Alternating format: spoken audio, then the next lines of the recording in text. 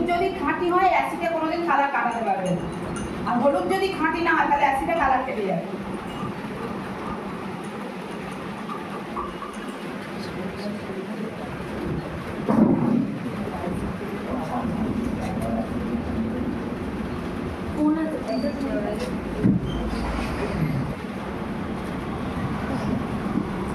এইটার মধ্যে আমি 1 চামচ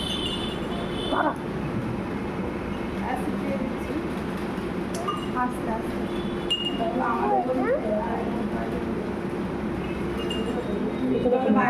প্রমাণ আজকে অনেক মানুষ বলে আমি এখানে খাবো কেন, এটাই প্রমাণ। প্রত্যেকটা প্রোডাক্ট এরকম ডেমো করে আমরা দেখিয়ে যাচ্ছি যে জিনিসটা কতটা ভালো, কেন এটা খাওয়া প্রয়োজন, কেন রোগ মুক্ত হবে, কেন কোম্পানি স্বাস্থ্য নিয়ে লড়ছে।